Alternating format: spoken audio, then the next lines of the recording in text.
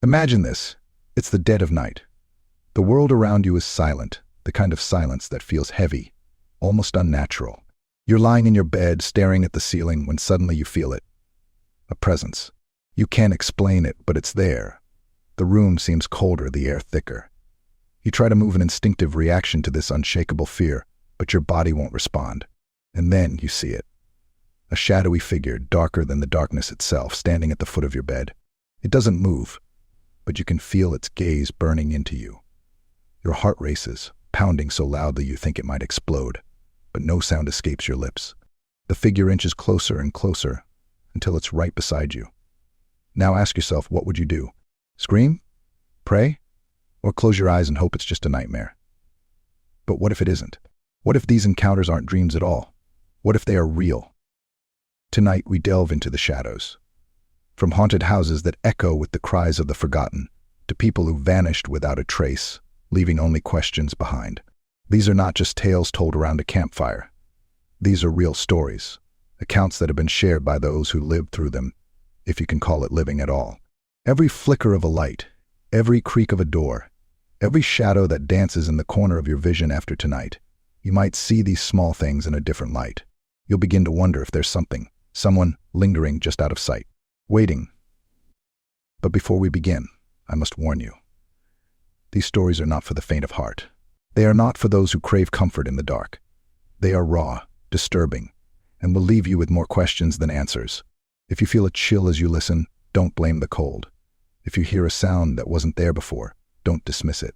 And if, at any moment, you feel like you're being watched, remember, these are just stories, or so we tell ourselves. These accounts may be unsettling, even terrifying, to some viewers. Watch carefully, but watch at your own risk. So, turn the lights down low, settle into a place where you feel safe, and prepare yourself, for what you are about to hear may haunt your dreams. The Whispering Forest. There's a place deep in the heart of the Appalachian Mountains, untouched by time, and far from the reach of civilization. Locals call it the Whispering Forest, a name that sends shivers down the spines of those who dare to utter it. For decades, it's been a place of unease, where countless hikers have entered but never returned. The stories surrounding this forest are as old as the trees themselves.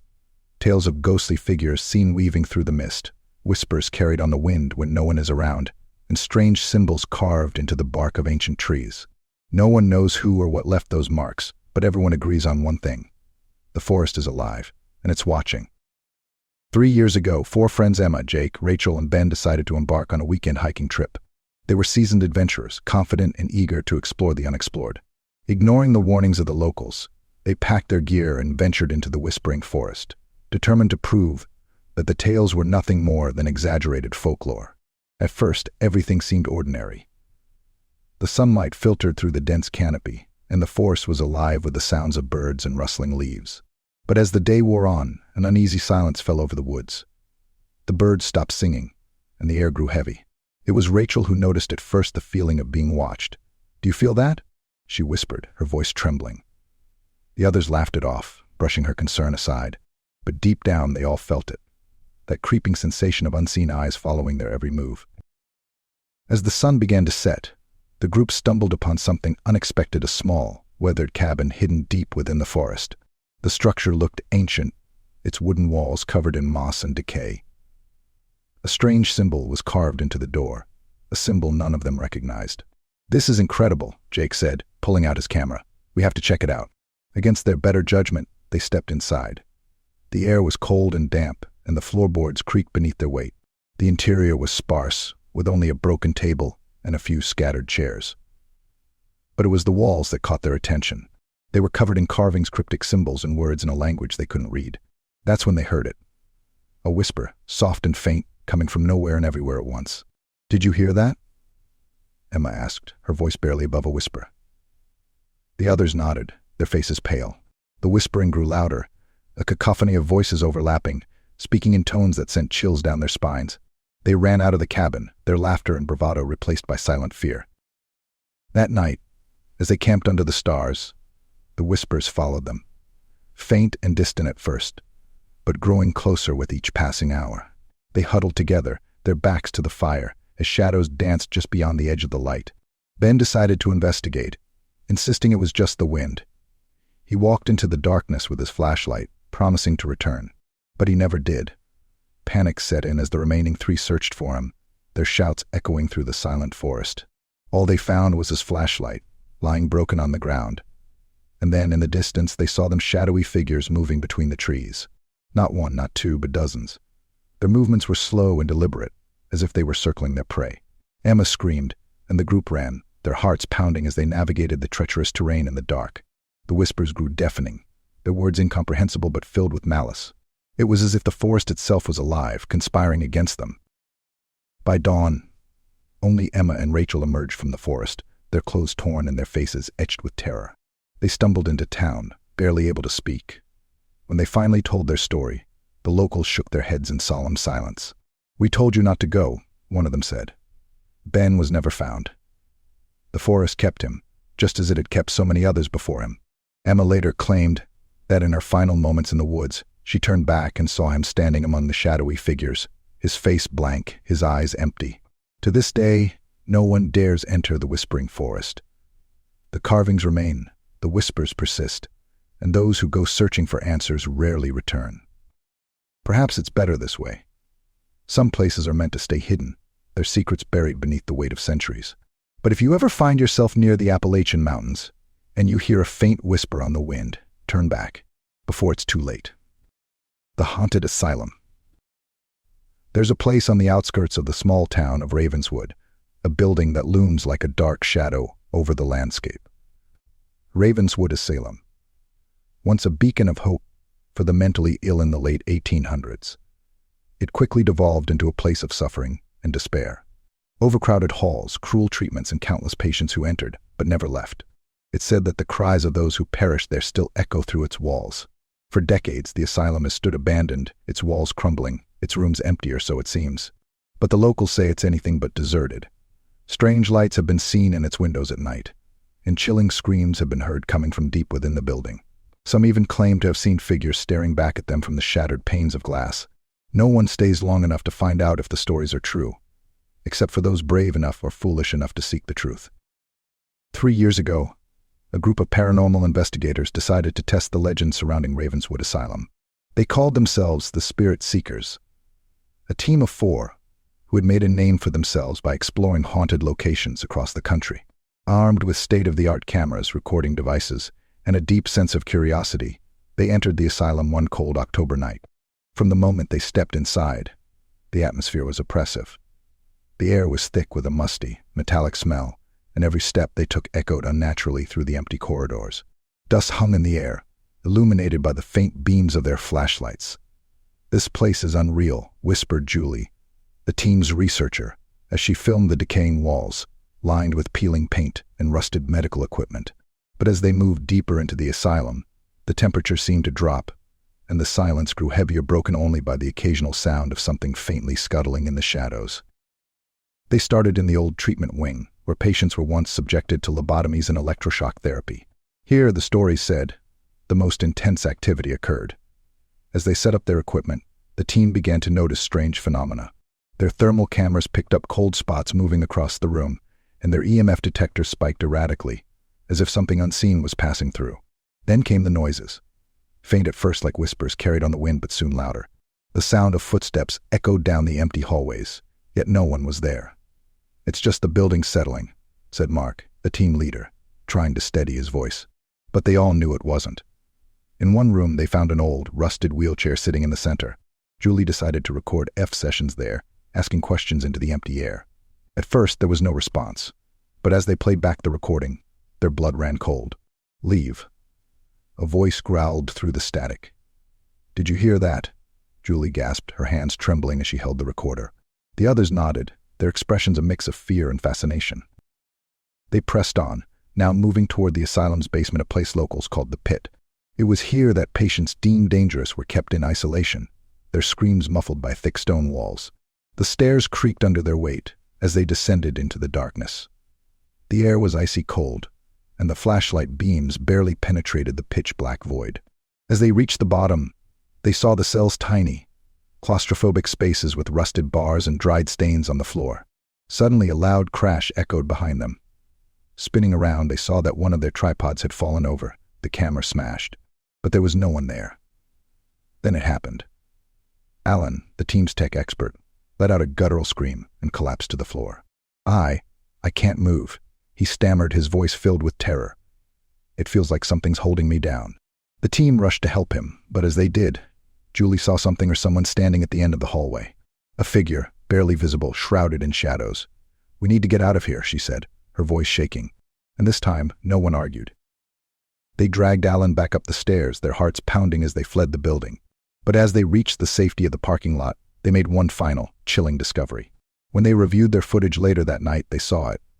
A figure standing in the background of one shot, staring directly at the camera.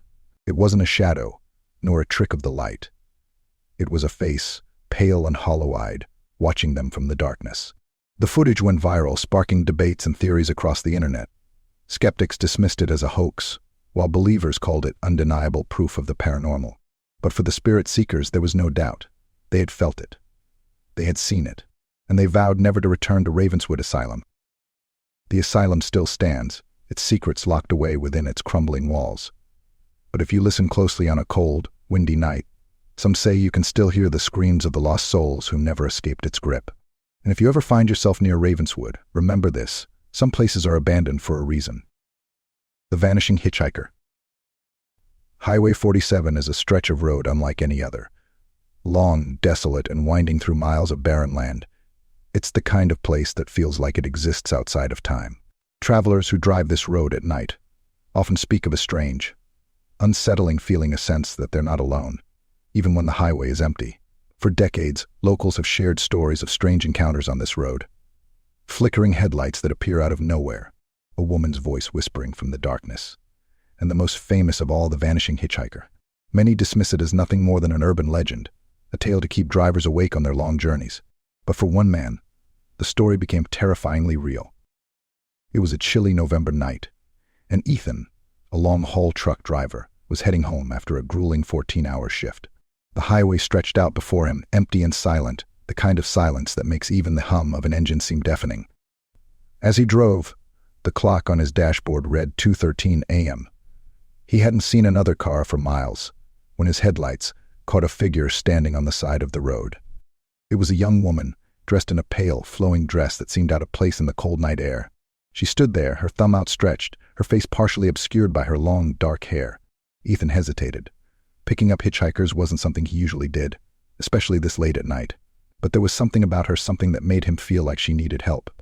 Against his better judgment, he slowed the truck and rolled down the window. "Need a ride?" he asked. The woman nodded, her voice soft and melodic as she said, "Thank you. I've been waiting a long time." She climbed into the passenger seat, her movements graceful yet strangely deliberate. Ethan couldn't shake the feeling that something about her was off. She smelled faintly of lavender, a scent that seemed almost too strong for someone who had been standing on the side of the road. As they drove, the woman began to speak, her voice low and almost hypnotic. She asked Ethan about his life, his travels, and then almost casually she began to share stories of the highway. "They say this road is haunted," she said, her eyes fixed on the darkness ahead. "People have seen things out here, things they can't explain." Ethan chuckled nervously, gripping the steering wheel a little tighter. "Yeah? Like what?"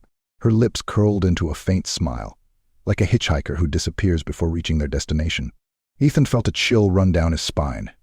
The air in the truck seemed colder, the shadows outside the window darker. He glanced at the woman, but she was staring straight ahead, her expression unreadable. They continued in silence for a while, the tension thick in the cab. Finally, she spoke again. "You can drop me off up ahead," she said, pointing to a turnoff.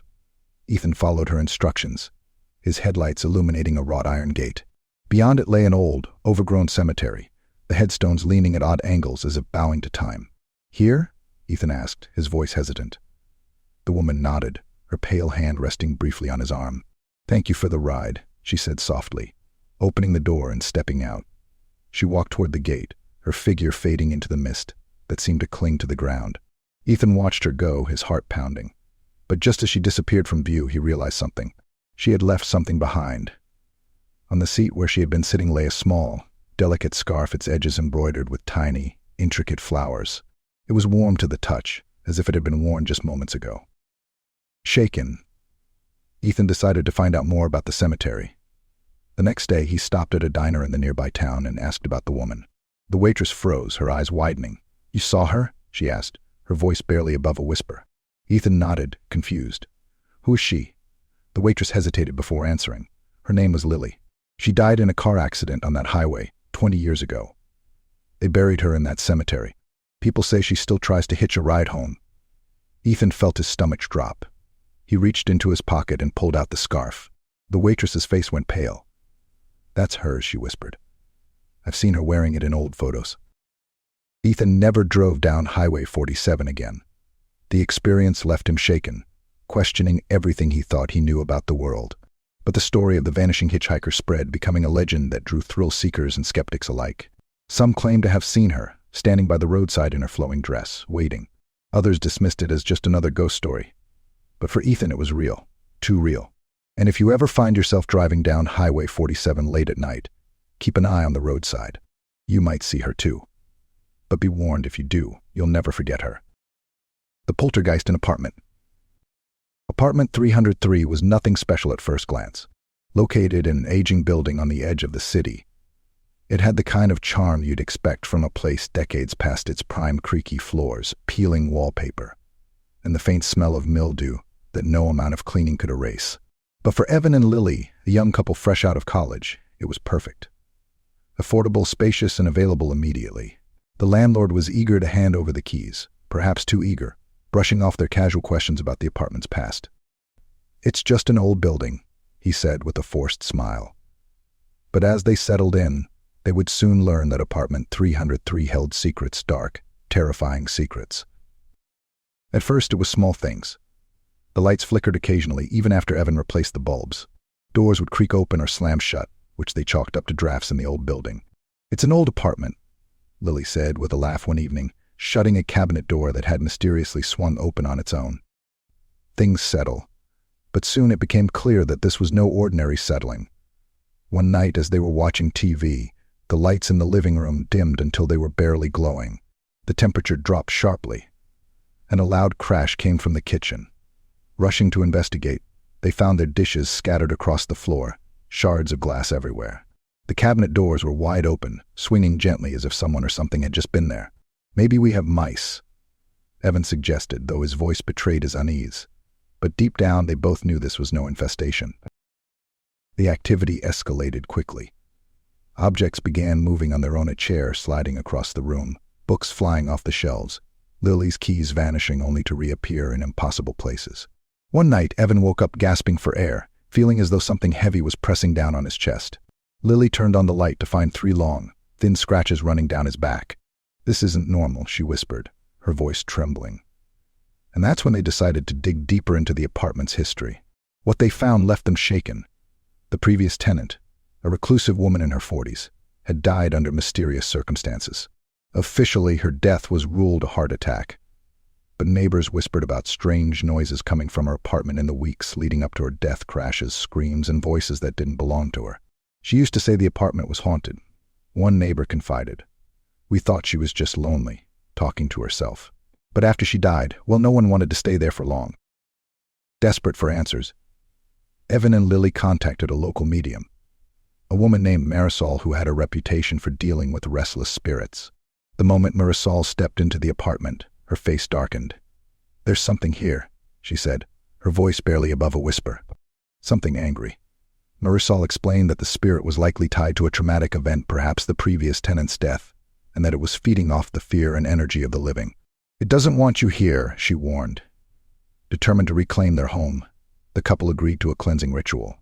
Candles were lit in every room, and Marisol began to chant, her voice steady and commanding. At first, the air seemed lighter, the oppressive atmosphere lifting. But then, all at once, the temperature plummeted. The flames of the candles flickered violently before being snuffed out entirely. A deafening crash echoed through the apartment as the furniture was hurled across the room. Marisol screamed as her chant was drowned out by a guttural roar that seemed to come from everywhere and nowhere all at once. "Leave now," she shouted, grabbing Evan and Lily and dragging them toward the door. But as they fled, Lily felt an icy hand grab her arm, leaving a bruise in the shape of long, thin fingers.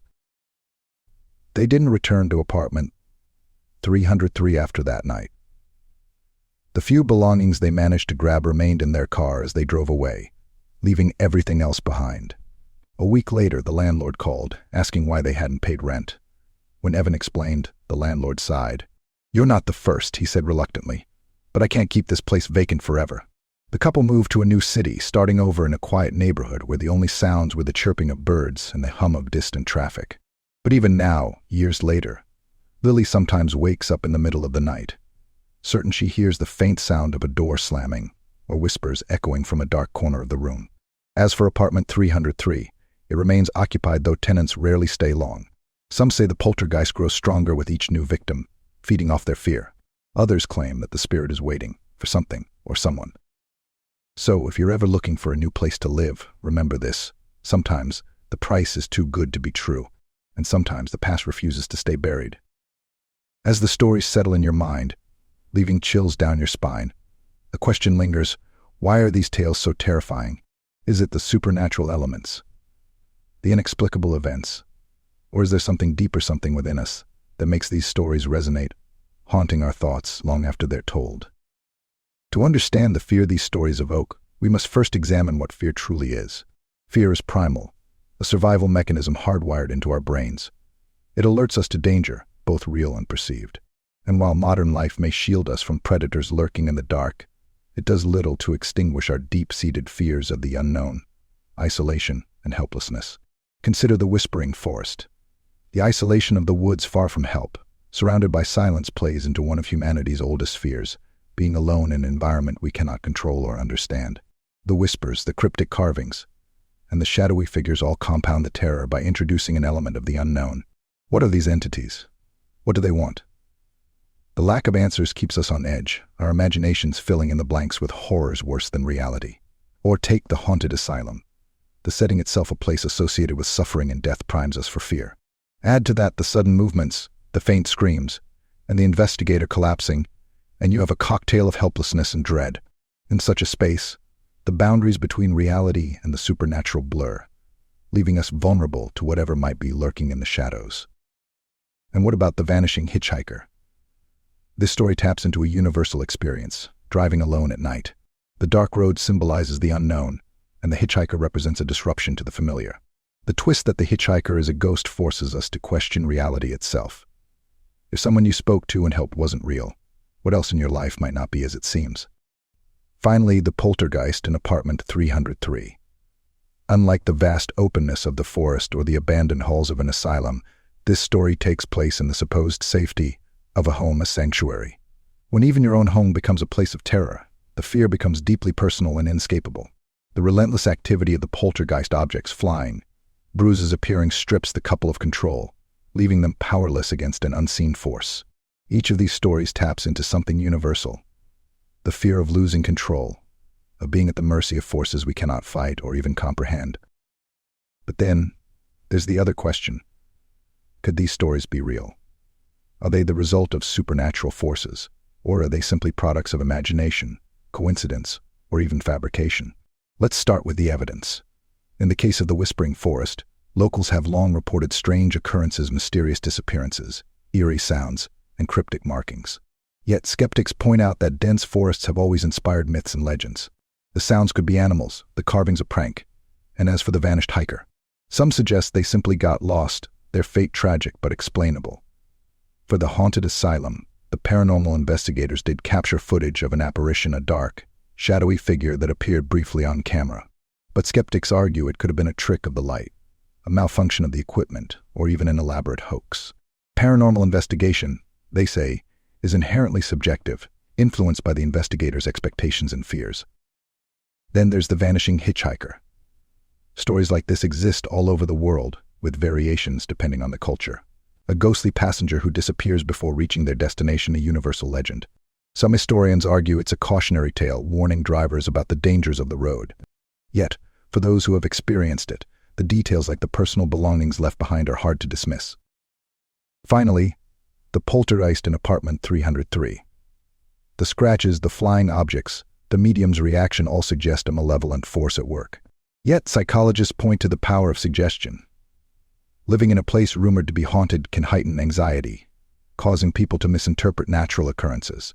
And physical evidence, such as the scratches, It's not unheard of for stress or sleep disturbances to cause strange marks on the body. So, which is it? Real or imagined? Supernatural or psychological? The truth, as always, is elusive. Perhaps the most unsettling thing about these stories isn't whether they're true or not. It's the way they make us feel. They force us to confront the unknown, to question our assumptions about the world. They remind us that there are things out there, and perhaps within ourselves, that we do not fully understand. And maybe, just maybe, that's what makes these stories so enduring. Whether real or imagined, they tap into something ancient, something primal, something that whispers to us in the dead of night when the world is silent and our fears feel the loudest. So, what do you believe? Are these tales simply products of overactive imaginations, or are they glimpses into a reality we cannot yet comprehend? Either way, one thing is certain: they will haunt your dreams. We've journeyed through shadowy forests, abandoned asylums, lonely highways, and haunted homes tonight. Each story has left its mark, a chill down your spine, a question lingering in your mind, or perhaps a memory of your own. But now I want to hear from you. What do you think about these stories? Were they whispers of the supernatural, or do you believe there's a rational explanation behind them? Do shadowy figures and vanishing hitchhikers exist only in the imagination, or do they offer a glimpse into a reality beyond our understanding?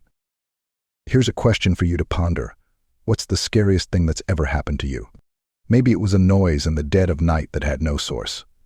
Maybe it was a feeling, an unshakable sense that someone was watching you, even though no one was there. Or perhaps you've experienced something that defies all logic, something you've never been able to explain. If you have a story, no matter how small or strange, share it in the comments below. I'd love to know what keeps you awake at night. And who knows, your experience might just become part of our next chilling episode. And for those who don't have a story of their own, let me ask you this: if you were hiking through a dense forest and heard whispers, would you investigate or would you run? If you passed a hitchhiker late at night, would you stop? What if you later learned they were no longer among the living? And if you lived in a house where objects moved on their own, how long would you stay before leaving everything behind? These questions might seem hypothetical, but they challenge us to think about what we would do in the face of the unknown. Would we confront it, seek answers, or turn away, hoping it never finds us again? Some of you might be skeptics, dismissing these stories as mere coincidences or overactive imaginations. And that's fair. Healthy skepticism keeps us grounded.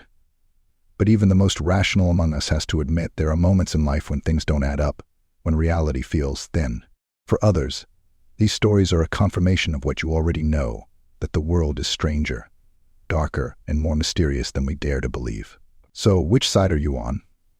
Skeptic or believer? Or maybe, like many of us, you find yourself somewhere in between, unsure, but unable to look away. Whatever your answer, I want you to join the conversation. Share your thoughts, your stories, and your fears in the comments below.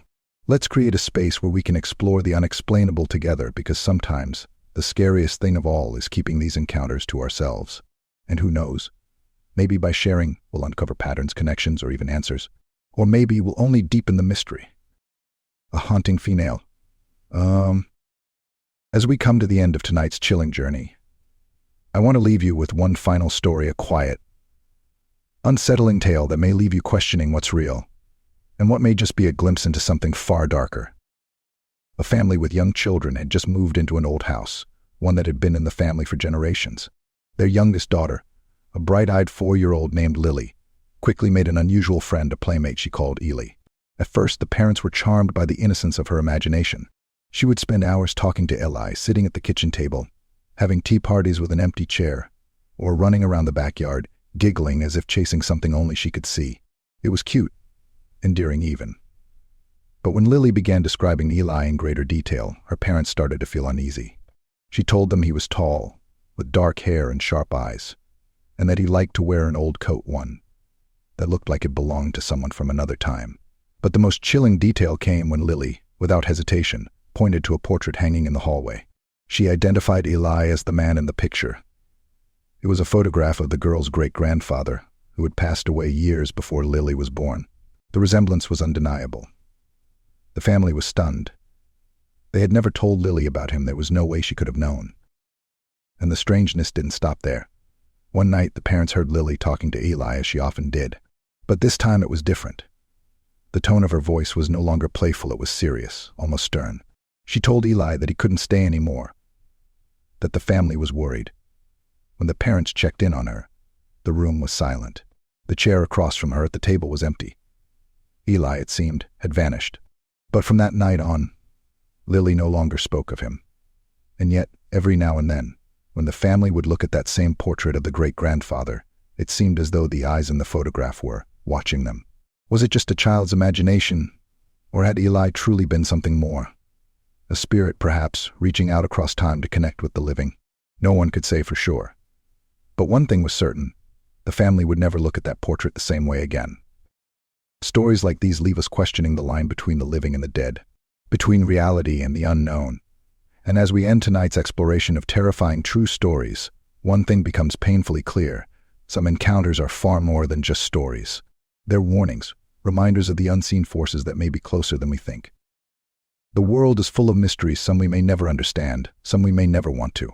There are places where the veil between the living and the dead seems thin, where time slips and the past lingers, waiting to make its presence known. And as you turn off the lights tonight, as the darkness surrounds you, remember this: some stories are closer than you think. If you survived tonight's tales, if you dare to face the unknown once more, then brace yourself. Our next video will take you deeper into the darkness, where even the bravest souls may not return unscathed. Get ready for more terrifying encounters, because the darkness never truly sleeps.